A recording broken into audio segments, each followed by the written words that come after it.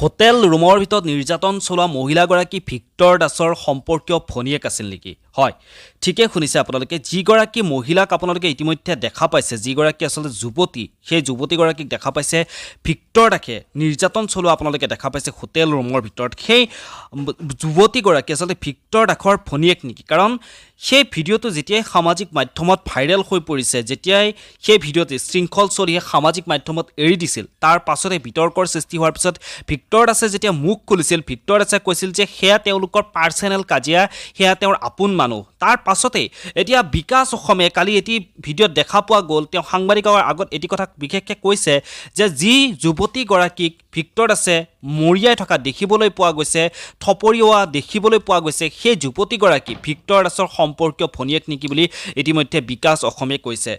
আৰু সেই ভিডিঅ'টোৰ আঁৰৰ যি কাহিনী, আচলতে কিহৰ কাৰণে সেইখিনি সময়ত ভিক্টৰ দাসে তেনেকৈ সেই যুৱতীগৰাকীক সেই হোটেল ৰুমৰ ভিতৰত তেনেকৈ মৰিয়াবলৈ বাধ্য হৈ পৰিছিল, আচলতে তাৰ আঁৰৰ কি কাৰণ আছে সেই কথা কিন্তু এতিয়ালৈকে ওলাই পৰা নাই।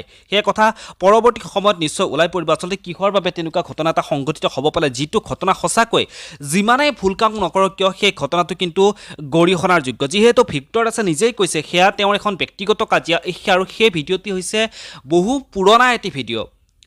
ভিক্টৰ দাসৰ বহু পুৰণা এটি ভিডিঅ'। সেই পুৰণা ভিডিঅ'টোতেই ভিক্টৰ দাসে সেই যুৱতীগৰাকীক তেনেকৈ চৰিওৱা দেখিবলৈ পোৱা গৈছে। সেই পুৰণা ভিডিঅ'টি এতিয়া ভিক্টৰ দাসে যেতিয়া শৃংখল চলিহাৰ বিৰুদ্ধে বিভিন্ন ধৰণৰ অপবাদ জাপি দিছে, শৃংখল চলিহাক বিভিন্ন অশ্লীল শব্দৰে গালি গালাজ কৰা আৰম্ভ কৰিছিল, এইখিনি সময়ত যিহেতু শৃংখল চলিহাই আন একো উপায় বিচাৰি নাপায় ভিক্টৰ দাসক ব্লেকমেইলিং কৰিবৰ কাৰণে সেই পুৰণা ভিডিঅ'টি সামাজিক মাধ্যমত আপলোড কৰি ভিক্টৰ দাসৰ বদনাম কৰিব বিচাৰিছে, ভিক্টৰ দাসক পুনৰ বদনাম কৰিব বিচাৰিছে। ভিক্টৰ দাসৰ ওচৰত আহি ভিক্টৰ দাসৰ লগত ফেচ টু ফেচ কৰি কাজিয়া লাগিব নোৱাৰি শৃংখল চলিহাই ভিক্টৰ দাসক ব্লেকমেইলিং কৰাৰ চেষ্টা কৰিছে, সমাজৰ আগত ভিক্টৰ দাসক কাপুৰুষ সজাবলৈ চেষ্টা কৰিছে নেকি, এতিয়া এইবোৰ ইতিমধ্যে প্ৰশ্নবোধক চিন হৈ পৰিছে।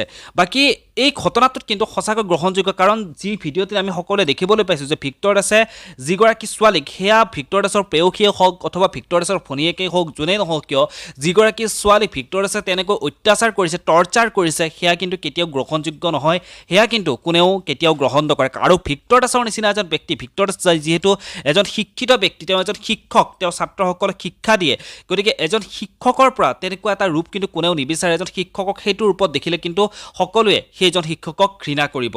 বাকী এই বিষয়ে আপোনালোকৰ মতামতসমূহ জনাবৰ কাৰণে একেবাৰে নাপাহৰিব, যিহেতু এই ঘটনাটো এতিয়া সামাজিক মাধ্যমত বিশেষ স্থান দখল কৰিছে। ভিক্টৰ দাস আৰু শৃংখল চলিহাৰ যিখন কাজিয়া, সেই কাজিয়াখনে ইতিমধ্যে এক বিশেষ স্থান দখল কৰিছে। পিছৰ সময়খিনিত এই ঘটনাটোৰ আঁৰত আৰু কি কি কথা লুকাই আছে, এই ঘটনাটোৰ ৰহস্য কি কি ফাদিল হয়, সেই সময়ত গম পাম। আৰু এই প্ৰতিবেদনৰ পৰা ইমানতে বিদায় লওঁ, পুনৰ লগ পাম, ধন্যবাদ।